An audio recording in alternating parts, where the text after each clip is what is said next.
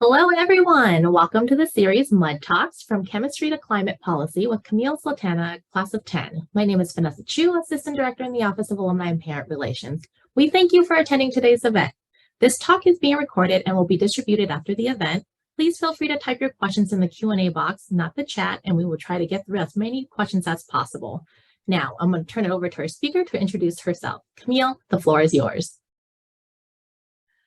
Hi, as Vanessa introduced me, my name is Camille Sultana. I graduated from Harvey Mudd in 2010, which is now apparently over 12 years ago. And I studied chemistry there and worked in Professor Johnson's lab, who's still there. Did my thesis in Catherine Maloney's lab, who's not there, but I think it knows Professor Hawkins, who is there now, and have a lot of fond memories of Harvey Mudd, and always shout out to the dorm that I lived in 3 out of 4 years at Wood. Yeah, I'm really excited to talk to everyone, I guess, who is here today. I'm going to start sharing my screen.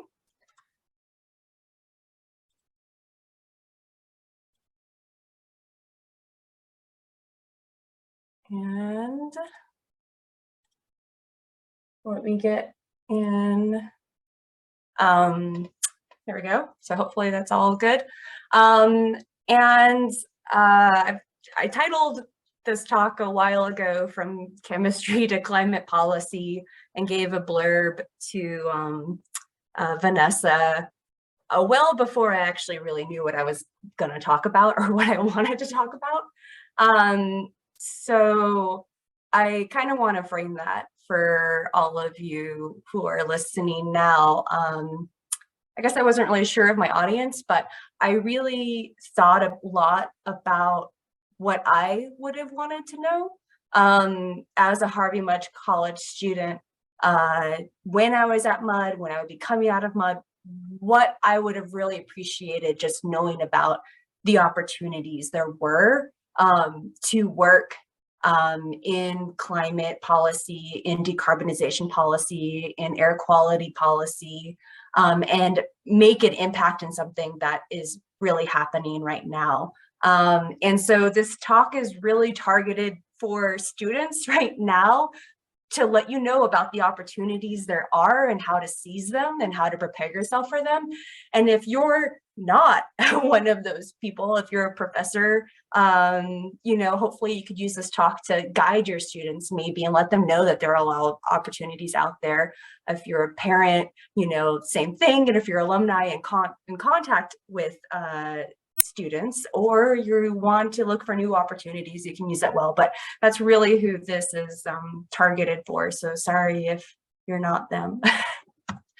So once again, in thinking about what I wanted to talk about, I thought a lot about just my journey going from Mudd to where I am now. I'm working for the California Air Resources Board. I have for the past 3 years, and kind of how I got there. And the way I got to CARB isn't really linear. The work that I'm doing now isn't really related to anything that I've done before. And I want to let everyone know that that's like totally okay. And you don't have to know exactly where you want to go to end up somewhere that you're happy with in the end. That's okay to not have that. But it really doesn't hurt if you have an idea of the opportunities available to you and what you think you would actually want to end up. Having that information available to you is definitely helpful. And not everyone needs to follow my wandering path, but a wandering path is totally okay. So with all of that context, I'm kind of going to touch on 4 things. My journey briefly from Mudd to CARB, because I think that's the least interesting thing I want to talk about. And I really want to share with students what it's like to do my job now and what the opportunities are there now. And then I'll also kind of give some general things that if you're at Harvey Mudd now, what should you do to become a policy or regulatory analyst? And then also more generally, not specifically my job, like what opportunities are there out there for you? And also because it can kind of feel daunting, and just like, how do you apply to a job with the state? I didn't know a lot of people that were doing that before. And I think it's helpful to just kind of understand the process. So I don't really have slides for my journey from Mud to CARB because I'm hoping to keep it brief. I went to Harvey Mud because I'd always liked chemistry, thought I was good at chemistry, got accepted to Harvey Mud, and my journey kind of for a long time was just doing what I thought I was good at and kind of taking the next opportunity that was available to me and not thinking long-term about, am I actually going somewhere that I'm going to be happy long-term, and also that I'm going to be having the impact that I want long-term. And when I was at Mud, I actually knew that I wanted to do kind of environmentally work. And there weren't a lot of opportunities to take climate policy, environmental, air quality classes or do that type of research. And so I got like as close as I could to it, but it didn't really exist. And then I graduated and I was like, the professors here at Harvey Mud are so cool. I guess I need to go to grad school if I want to be cool like them, and be a professor. That's what you do next. You go to grad school. And so I went to grad school and I got closer to doing environmental work. I did atmospheric chemistry, specifically on like single particle aerosol chemistry, and it definitely has big climate impacts. But I realized like I didn't really know what a professor's life was really like. I didn't know what a professor's life was like at a big research university. And I realized two things after I got through grad school and did a postdoc, because I could keep on doing research, was that I wanted to be a lot closer to the levers that were actually changing how our world is going to work now. My research I felt really passionate about and I loved it, but I felt I was really far away from making an impact in the near future. And also, I didn't want to live the life of a professor, it turned out, and I didn't really know that till I was in it. And so I actually then made a hard pivot and moved to the state. And I am now working for the cap and trade program within California. And the cap and trade program is this regulation that sets a cap, an economy-wide cap, for about 80% of the emissions within California of the anthropogenic emissions. And then this cap declines over time, and entities that are covered are responsible as an aggregate for staying under this large cap. And they can do that by essentially acquiring allowances that we generate, and they can buy them at auctions, sell them amongst themselves. And some of them are distributed. And this is the program I work for. And it's one of the biggest policies that California has to influence and decrease greenhouse gas emissions economy-wide. It's the only economy-wide program for decarbonization within CARB. And I really love doing it. And I didn't even really know what I was getting into. I have so much more knowledge now about all of the opportunities within the state and within CARB to do jobs that are impacting things now. And I didn't really know about them until I was already there, and I just continued to kind of stumble forward into it. I know at Mud now there's a lot more focus on this, and that's great. But what I'm really hoping to share is what I have learned, and really just let people know about the opportunities there are to do this type of work.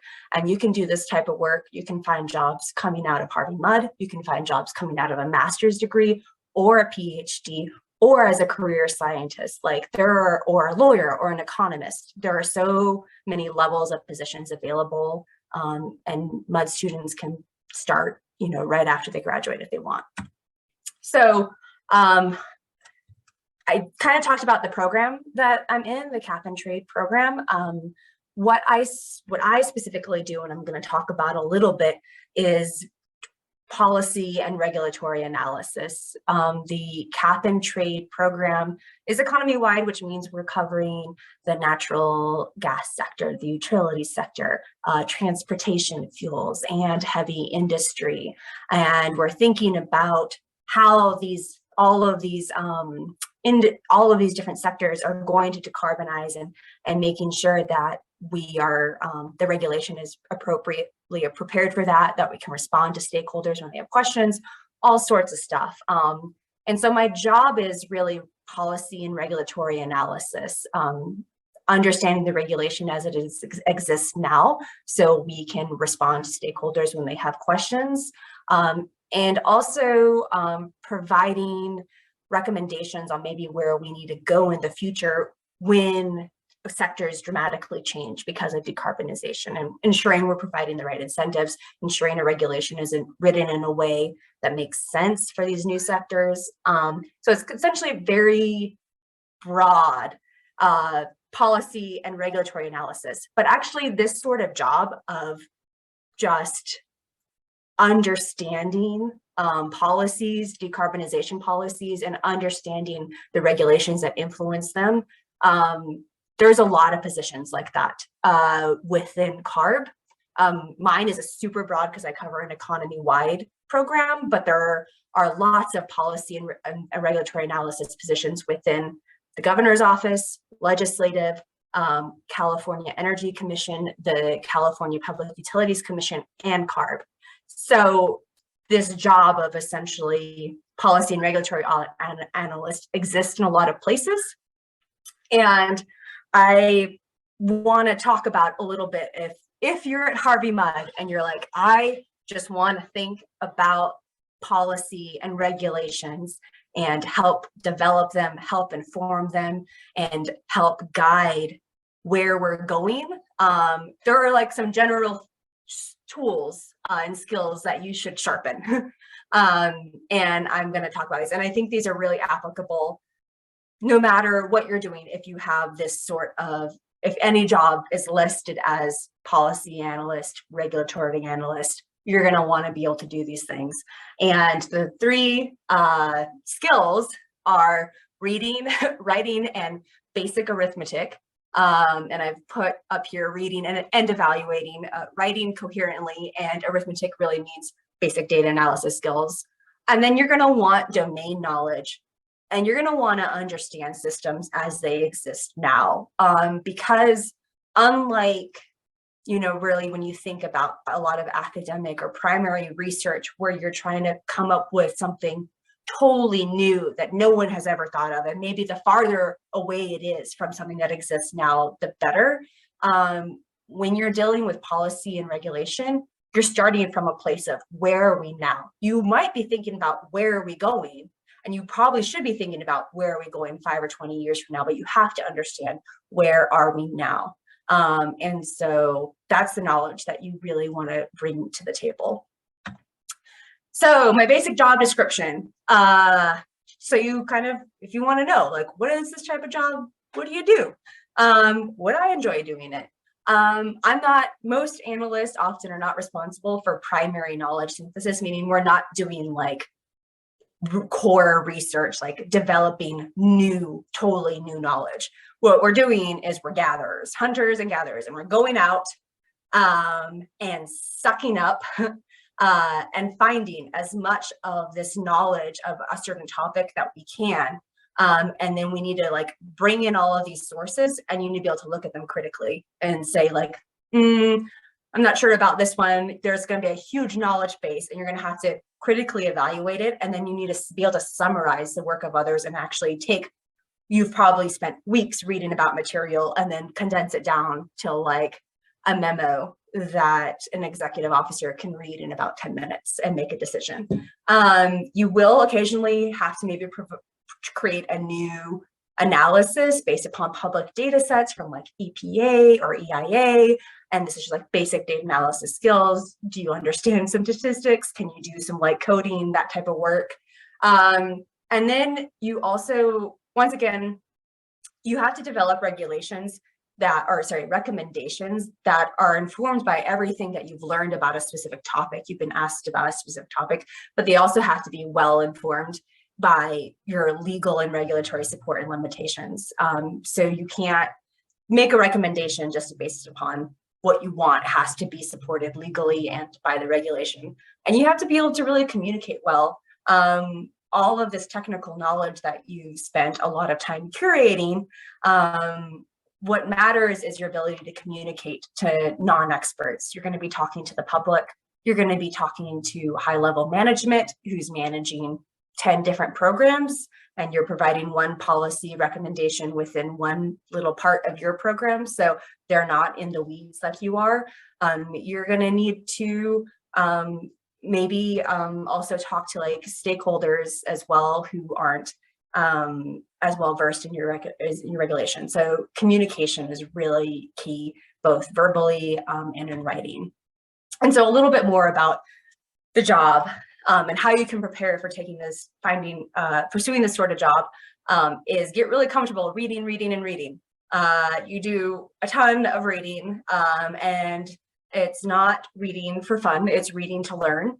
And it's a really wide array of documents. You want to be comfortable reading regulations, rulemaking documents, technical and policy reports, academic articles, even like news articles from environmental policy agencies. So if you're at Harvey Mudd and you have the opportunity to grow your ability to just learn new topics through self-guided research, because no one is going to be pointing you to where you need to go. No one is going to be explaining the things to you probably. You might have some other experts you can reach out to occasionally, but you need to really be comfortable sitting with a topic that you don't know anything about and learning and knowing how to learn about it in a way that makes sense, and actually pull real knowledge out of that. And you also need to learn how to evaluate publications and results critically against your entire body of literature or knowledge, so that you can provide, recommendations based upon the best information there is out there. So any opportunities you have to do that at Mudd, definitely encourage. That's the type of, it's a very broad skill. It's a very general skill. It's not like, oh, take this course in differential equations. But it's a very core skill. Every single any single job posting you'll see will touch on this topic. And then everything that you've learned, you have to be able to write about it and communicate. It's not really useful to anyone at all if you generate all of this knowledge or if you learn about all these topics and you can only communicate it to somebody who has the exact same knowledge base as you. That's not what you're doing. You're not talking to fellow researchers or professors who have an extremely deep knowledge base in this exact same topic. You're going to be talking to like state level decision makers who aren't experts in this, and you have to communicate something to them. And so you need to be aware of that and you need to practice that skill. A lot of it is being concise. Often people don't have their entire job isn't thinking about this one thing like yours has been maybe for months. And so you need to be able to explain things quickly and simply. And the goal is not to sound smart, is to communicate when you need to communicate. And I think that kind of gets lost. I think a lot at like the college level, you're like, oh, I have to make sure it's this many words and I have to make sure that I sound, like, ooh, very fancy and very technical and all this sorts of stuff. And that is not extremely valuable in this sort of work. It's about concision, it's about clarity, and it's about communicating your ideas clearly in a way that is very understandable. And the only way to get better at it is to practice. And so if you don't enjoy writing, this type of job probably isn't for you. But if you want to do it, the greatest thing, it's the only way you can get better is to practice. And so if you have opportunities to write about technical topics, I encourage you to do it. And when you're doing so, think about how someone who doesn't have your exact same knowledge base would take in what you're writing. And even in really technical narratives and topics, you can think about, what is my narrative? How can I use storytelling? And when I mean storytelling, I mean providing context. I mean making sure that the flow and organization is nice. Making sure that you maybe highlight impactful points and don't bury them. And how can I make this work accessible to people who aren't me? And I think there's a lot of opportunities to do that. When you even just think about like lab reports or whatever, but like that's the type of stuff you would want to practice. And then also just generally, environmental work is grounded in lots and lots and lots of data. So coming into a position with basic data analysis skills, knowledge of statistics, ability to do some sort of coding to answer problems. You're not trying to generate some new super fast computer science algorithm, but you're trying to say, I have this big data set and I need to answer a question. Can I do that? That sort of general skill set is really useful. And I think Harvey Mudd provides great preparation to that. So like you're set as long as you like take your core classes and actually, you know, realize that this is not just something that you're doing, that this is actually like gonna be useful in the future, and keep those skills and maybe develop those skills a little bit on your own. You're really set. And I want to emphasize that actually the skills in data analysis is actually you're going to find in like almost all atmospheric science grad programs. So if also that's where you want to go, developing and strengthening those skills, I would say like really be a great focus before you go into a grad program. So I've really talked about very general skills, but I also want to talk about what actually should you learn about? What are the topics that you should learn about? And I think at a science and technology school, we're always thinking about what's groundbreaking, what's the next thing, and how can we change what's there, and how it can develop something totally new. But policies and regulations are grounded in the world as it exists now. You can only regulate what exists, and any change is going to occur from a system starting place now, and any regulations that pass and have success have to be feasible, implementable, and have realistic paths towards compliance. And so we are, of course, thinking about change and also trying to often encourage change, but you have to first understand where we are now. And so if you want to go into decarbonization or climate policy, you really want to think about, have an understanding of how do energy systems of the economy operate now, which means like, I just threw up some questions, like what determines the cost of residences pay for natural gas? Like how are key building materials that we're never going to stop using, how do they produce? Like what does it take to create steel or cement? Or like, how does California make sure that our grid is reliable? Like these are all things that really determine the types of policies and regulations that you implement in each of these sectors. So that's the type of knowledge I would be trying to curate. And so I've done a lot of talking about just like, hey, if you want to be generally a policy analyst, like, what do you want to do? But I want to talk more specifically about the huge amount of opportunities there are to work for the state, to drive air quality, climate, and decarbonization change and efforts in California. This is really the information I wish I knew in Harvey Mudd, that there are all of these opportunities out there, and this is the type that work is doing, and it's impactful, and it's changing what is happening right now. And so I just kind of want to highlight that, like now as a state worker, and I'm deep in it, and I'm thinking about this every day, I feel like I'm really aware of like, there's so many opportunities out there, and I just want to share that with everyone, and particularly Harvey Mudd students. And so I think there's kind of, if you're thinking about these topics, there's kind of, I think, 3 big agencies within the state that are really doing the bulk of the work. And that's the California Air Resources Board, the California Public Utilities Commission, and the California Energy Commission.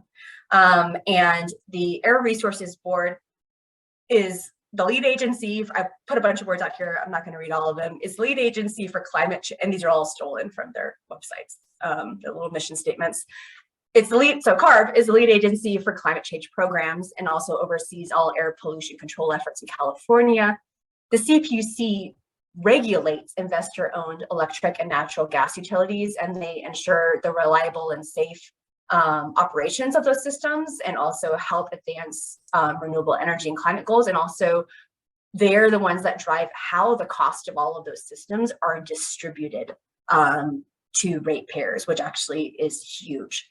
And then the California Energy Commission is like the lead agency for energy planning within the state.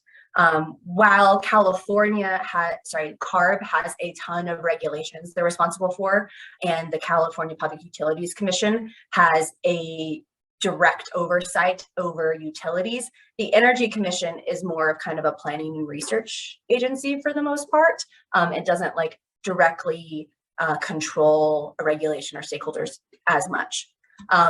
And so I was gonna go through and talk a little bit about like within each of these agencies. These are all big, very large agencies. There are tons of opportunities within them. I can spend an hour talking about, I could spend like hours talking about the work and the programs within each of them. And so I'm not going to, but I'm gonna kind of briefly give you a taste of like a 5% taste of the work that these agencies do, so you can understand the real impacts they're having now. And if you want to do that work now, if you want to do that type of work, I really encourage you to learn more about the agencies and go to their job postings, which I'm going to talk about later, because that's really how you understand the breadth of opportunity. But just to give you a taste of this is what the agencies do, I'm going to go through that quickly. So literally, just like CARB has dozens of regulations. I can't possibly talk about them all. I threw up 3 that are, I think, very impactful or recent. So the Advanced Clean Cars 2 regulation just passed in 2022, just like a few months ago. It's huge. And what it does is it's the regulation that is going to require that by 2035, all new passenger vehicle sales within California have to be zero emission vehicles, and it sets a pathway towards this. And this was the regulation that an executive order said that, an executive order from the governor's office said that we have to have all new passenger car sales all zero emission by 2035. And then CARB is the agency that decides like how we do that. So that regulation that says how we're going to achieve this just passed, and it's huge. There's also an ocean-going vessels at berth regulation, which is relatively recent. And this has a huge impact for local pollution around ports.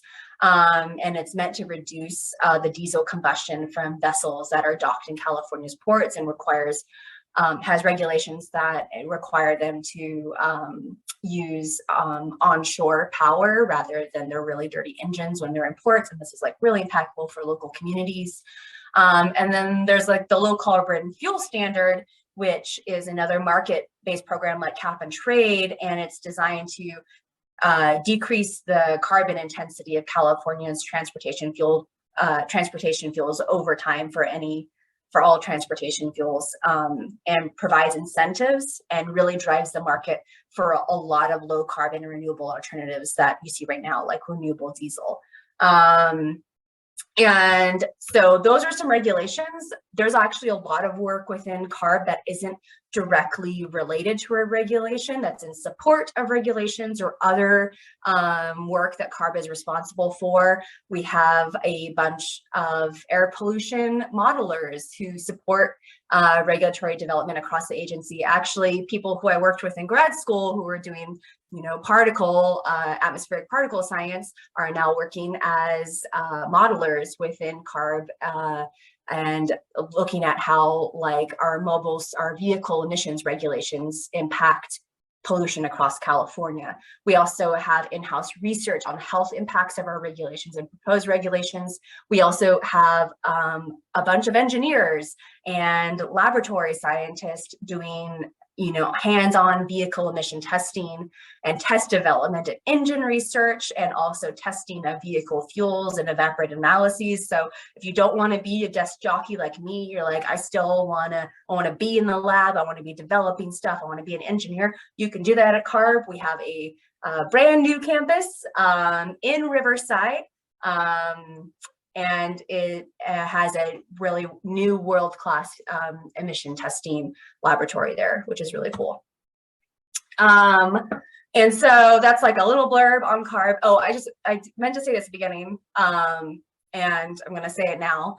I want to emphasize that I'm here just talking about my personal experience and opportunities that are out there that I know about just because of my job experience now. And I'm not here as a representative for CARB or representing CARB policies, and I'm not going to opine on them. So just FYI, this is just me here trying to, promote opportunities for Harvey Mudd College students, not dispensing, not as an actor for CARB.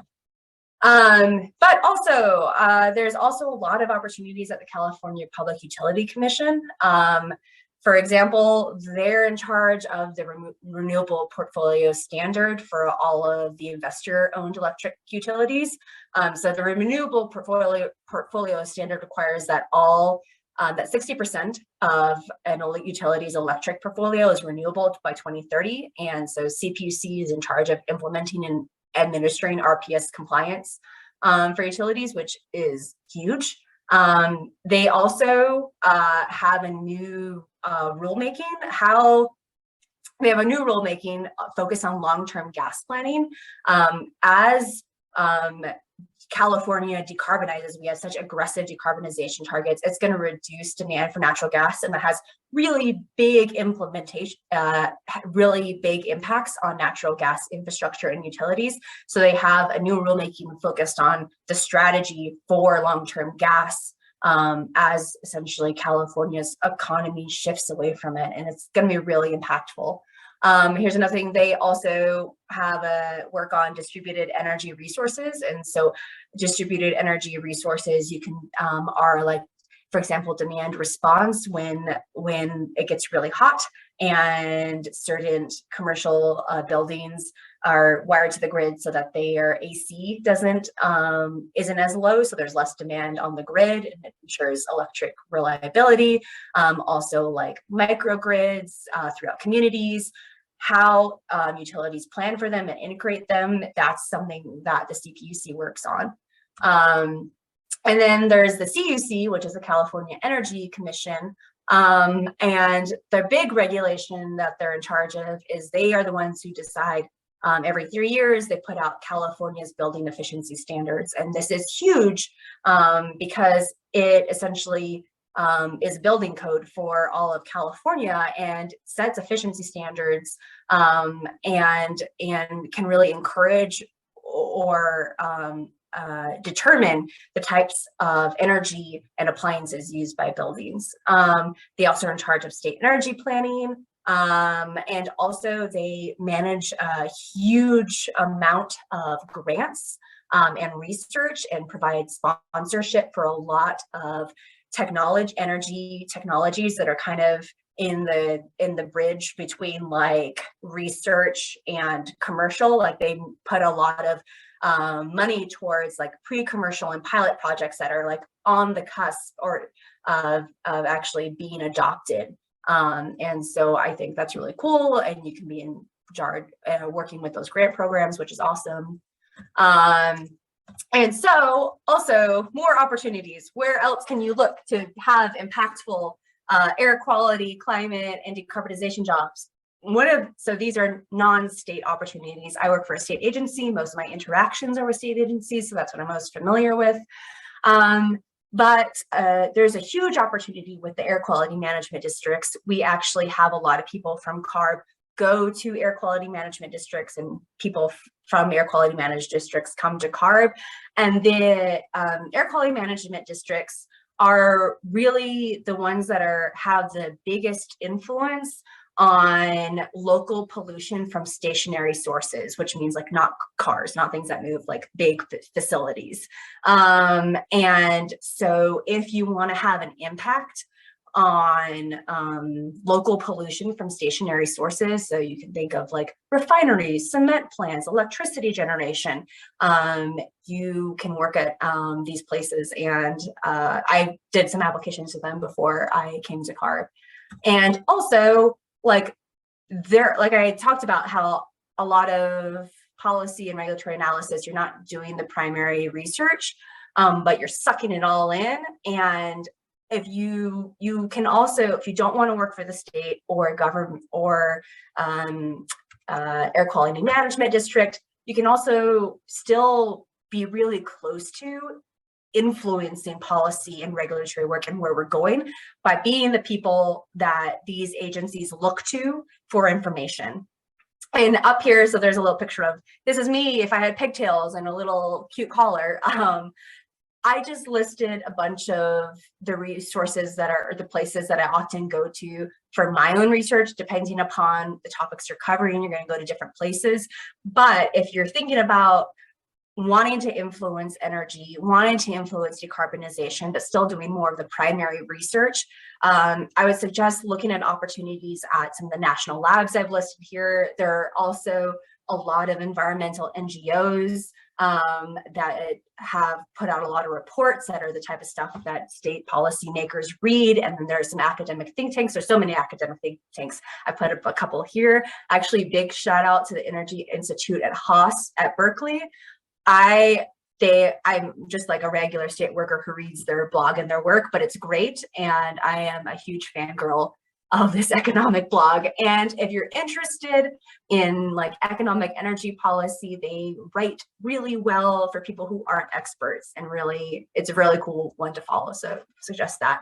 But overall, if you want to learn like how can I get involved in this type of work, but not be working at these agencies, it's public knowledge who the agencies are going to for information. You can look at the panelist affiliation at agency workshops. You can look at the authors who are doing agency-sponsored reports or research, and you can look at who's commenting on our rulemakings and public processes. This is where we're getting all of our information. So you can kind of look and see who is, commenting and who is involved again and again and again. And those are the types of places that are probably going to have a lot of influence and do a lot of this work on thinking about problems now.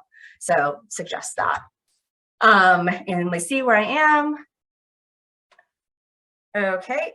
Okay, so I'll try to quickly wrap up of just like, how do you find job opportunities with the state? So that's agencies like CARB, CC, CPUC, the air quality management districts are not with the state, and so they're not going to be advertised in the same places.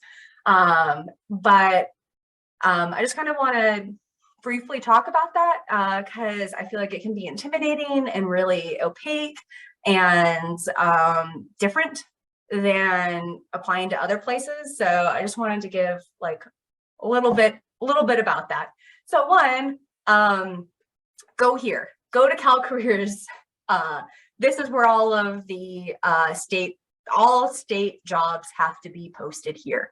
And so if the state has a lot of the rules around advertising job opportunities, the application and interviewing process is like, there's a lot of rules for it in the state. So if you're interested in state work, like, this is what you should be following. It's always important to, like, if you have the opportunity to network or talk with state employees, you should definitely take it. But because the rules for advertising jobs and hiring are so strict for the state, I would say it's like way less necessary than, say, other private and academic opportunities. Like, the job will be posted here. They're going to review all the applications. They have rules for how they review applications. So put your work into following these postings and putting your work into your applications. And like networking, I would say, is like not as critical as other places. And so some like recommended job searches, the CARB, the California Air Resources Board, is not listed as the Air Resources Board. It's not listed as the California Air Resources Board. It's listed as a state Air Resources Board. And there's pretty much only 2 types of job classifications for the most part for doing like this type of work within CARB. And you would want to look up the air pollution specialist or air resources engineer. And if you look at those 2 right now, there's 25 jobs advertised. The legislature and the governor's office is always giving more and more responsibilities to CARB. And so we always have lots of jobs. Really encourage applying and checking it out. The California Public Utilities Commission is listed as a public utilities commission, and I listed the classification that would probably be most applicable to students leaving Harvey Mudd. And then the California Energy Commission has more variety in how they list jobs. And I want to highlight that for each job classification, there's a minimum qualification. And this isn't the job description, and this isn't the desired capabilities. It's a specific minimum qualification that if you don't meet, agencies have very little flexibility to even look at your application. So you want to make sure that you meet those minimum qualifications, and that you want to make sure that the fact that you meet them is clear in your application. However, if an agency advertises a job under a certain classification and isn't successful in hiring, they might relist it under a different classification to try to open up their job opportunities. This commonly happens with air resources engineer being listed. We don't get the applications you need, and so they listed as an air pollution specialist. So if you find a job that you think you're a really good fit for, but you for some reason don't meet the minimum classification, I would really encourage reaching out to the hiring manager and asking them like, hey, are you going to relist this potentially under a different job classification? Or like, hey, if nothing comes up and you relisted it as a different job classification, I would apply. Like, that's definitely worth the time to do. You're also going to find that there's an exam, usually for most state jobs. Don't stress about it. You're going to see, oh, I have to take an exam. Should I study? It's a self-assessment. Most of them these are self-assessments of training experience. Like, how many years have you done this type of work? What's your ability to understand scientific applications? And it's not stressful to take. Be honest about it, but don't sell yourself short. And the exams are usually like under 30 minutes to answer all the questions. I would say before you open up the exam, because it can still feel stressful, like looking at the questions and having to rate yourself, there's going to be a bulletin that kind of tells you about all the things they're going to ask you about, and really look at this beforehand and take like a couple days maybe to think about all of your experiences that are applicable to this, so that you can answer honestly, but also having thought about it a lot and not just looking at a question and being like, oh, I don't know how to do that, and like checking no. Like, take the time to think about what your experience really is. And also really finding the exam is the hardest part. You're going to have to like click through like 4 different things, and don't worry about it. Keep clicking until you find a page that looks like this. That's the hardest part of the exam. Don't stress about it. But the thing that you really should pay a lot of attention to, I just want to end with, is that like, if you want to learn about opportunities that are in the state, I kind of briefly talked about some programs. Look at the job postings now. You don't need to be applying now. You don't need to be applying for years, but the job postings have a lot of details on the daily staff work at an agency or office. And they're going to talk to you about the impact of this job position. And they're going to tell you the specific skills and training that are valued and needed for various career paths. So if you're at the beginning of your career and you're wanting to know, like, or at the beginning of your education, you're like, I want to do this sort of thing. Don't look 3 years from now and then they'll tell you this is what you need to do this sort of thing. Look now, because it's going to really, these job postings are the best resources that you have to learn about the work that's being done, and also to make sure that you're prepared to do that sort of work. They're going to tell you what they want to see, and you can make sure you're strengthening those skills along the way, because what they want is not going to change over time dramatically. And make sure when you do actually come to apply, that there's a lot of information they give you. There's job descriptions, there's desirable qualifications, there's minimum qualifications, there's the duty statement.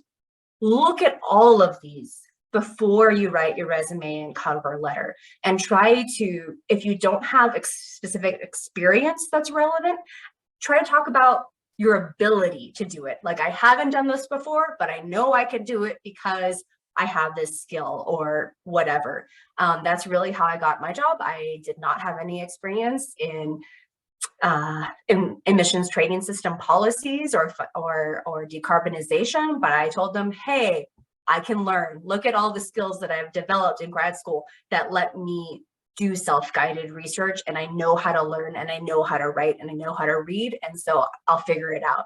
So yeah, that's all I have to say. I hope this was interesting. I hope that, if nothing else, students can maybe use this as a resource in the future for just a jumping off point for the many opportunities there are out there. Thank you so much, Camille. We have a few questions from students in the audience. So our first question: as undergraduate students, do you think it is helpful to have further scientific experience, industry, master's, or PhD before working in policy? Will going into policy right out of undergrad limit the impact work that we will be able to do?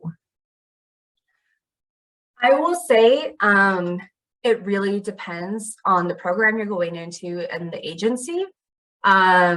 So like I mentioned, for CARB, there are only like 2 job classifications, like air resources engineer and air pollution specialist. And for like air pollution specialist, it's a really deep classification. And so what that means is you can come in out of college and you're going to start at a lower pay and you're going to have less responsibilities, or you can come in with, you know, more experience, master's, PhD, or sector level experience, and you're going to start out at a higher pay and they're going to give you more responsibilities. And so there, like within CARB especially, there's definitely that ability to grow, to come in not knowing as much, and to grow within the program. But it also depends on what program you're implementing.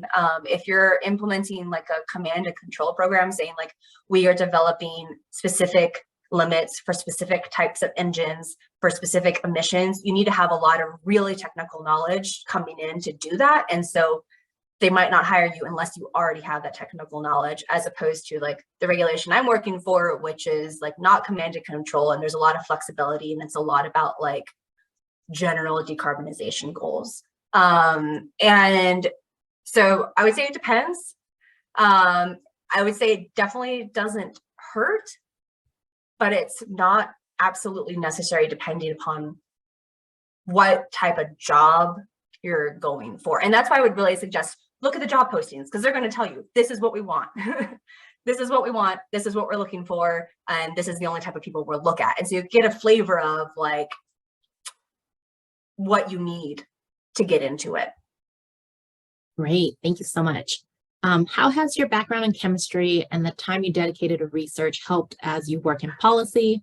Is there anything you wish you knew before you made the transition from chemistry to policy? I think stronger or any backgrounds in economics would be really helpful, especially that working for a financial market regulation.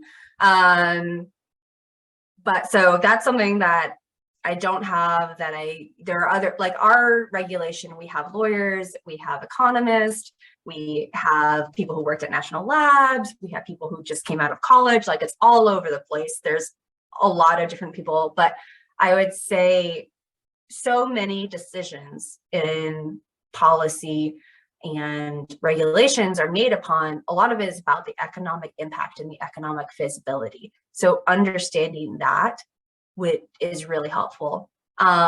What I use now, like I don't really, I know people who did a chemistry degree, went to grad school and did like atmospheric science research and are now applying that exact same skill set in CARB, doing various research or modeling. Like that's definitely a pathway you can take to get to CARB if that's where you want to be. It's not the pathway I took.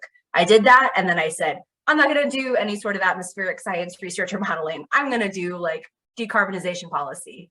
And so I don't use that specific knowledge, but I do use a lot of what I learned in grad school, which is with getting very comfortable with just reading and reading and reading and pulling bits of information out. Like the pieces are not put together for you. You just have just these piles of literature and you have to come up with an assessment out of it. And that's the skill set that I put into my resume and tried to say, this is why you should hire me. And that's why they did. And so I think that's really applicable across the board to show your ability to learn and to delve into new topics and to not need your hand held to do that. Great, thank you. What experiences at MUD best prepared you for the job you have now? I think I would say I'm working very much as a generalist right now. And I think that broad education at Harvey MUD definitely helped. A lot of it was just like, once again, being comfortable doing stuff I'm not good at right now. Like having to take a computer science class, and like there's tons of people around me who have been on their computers since they were like 5 and I wasn't. And so it was very uncomfortable for me and very difficult for me, but like knowing how to like approach a new topic that I'm not already good at and be forced to do it and learn about it, that was like definitely something that I apply now. And I also like really want to emphasize that like the emphasis that Harvey MUD puts on being well-rounded, which also means not only being able to be an awesome scientist or researcher or engineer, but being able to write, being able to communicate, being able to understand context, all of those, what you might like social science skills or soft skills, or what you might not consider as your core thing that you're focusing on, those are extremely important when you're working at an agency, when you're working on policy. You're not surrounded by a bunch of people who are thinking about the exact same thing you're thinking about all the time. And you're definitely not communicating your work to that type of people. You're communicating it to people who are above you and are making like quick decisions, and you need to be able to communicate them quickly and concisely. So I would say those skills, don't value those skills and grow those skills because they're very important. Great, thank you. On the flip side, what was the non-academic experience at MUD that was most helpful in your journey? I would say, I think I was the captain of the green shirts, the ultimate Frisbee team for a few years. And I also was a proctor at MUD at Atwood. Once again, go Atwood. And a lot of that is managing relationships and managing interactions and knowing how to work with people and resolve conflicts and lead. And that is also important when you're working on a regulation that has a lot of interaction with stakeholders, with like the people who are regulated, the entities that are regulated by you.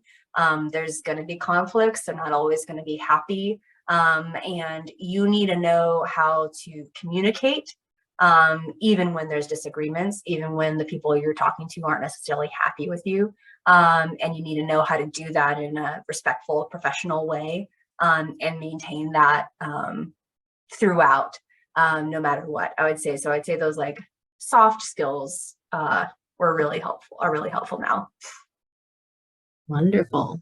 Could you talk about some things that might be difficult in working in policy? For example, like constraints you must work with, dealing with conflicting opinions, recommendations being ignored. Like, how do you deal with it? I think one of the biggest things that can be hard is you have to work within your legal and regulatory scope. You might want to be like, oh, I really want to influence this change. I really think we should do this. And it's like not within your regulation, and your agency has no legal authority to do that. And you have to recognize that. It can be really frustrating because people outside your agency might not realize that and be like, why aren't you taking action? It's like, because if we did, we wouldn't have a legal leg to stand on and we would get sued. Like, they're working in government, you're under that framework.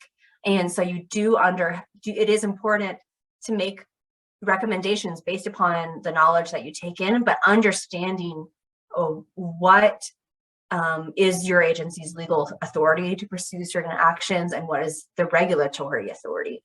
And you have to work within that. That's the reality of working in government and actually influencing change. That's how you have the ability to actually say you have to do this, because you have legal authority to do that. Otherwise, it's just a wish.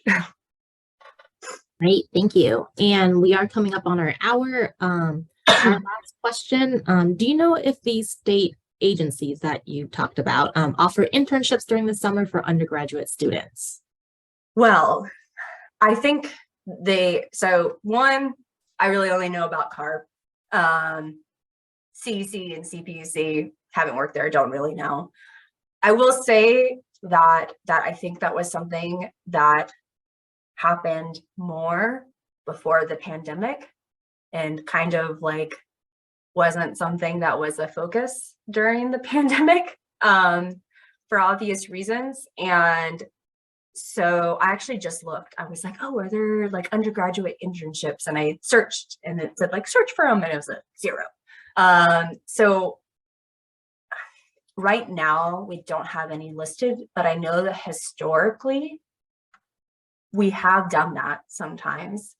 And I think that I don't want to like get over my skis here. But if that's something that Harvey Mudd as a school is interested in, I would encourage them to like reach out in an official capacity to CARB to see if that's something that can be spun back up or if those opportunities are there. Because I know that in the past there were some, but I don't see any right now, at least listed. Great. Thank you so much, Camille. I want to thank you for joining us today and for sharing your knowledge and insights with us. Thank you to our audience for your questions and for attending this event. We will follow up within the next week with a recorded video and any resources we can provide. Up next, we have Basics of Patenting Your Ideas with Shelley Fujikawa, class of 98, on Thursday, November 3rd at 5 p.m. Pacific time. If you are interested in being a Mud Talk speaker, please contact us at alumni@hmc.edu. Thank you all for attending this event, and we hope to see you next time.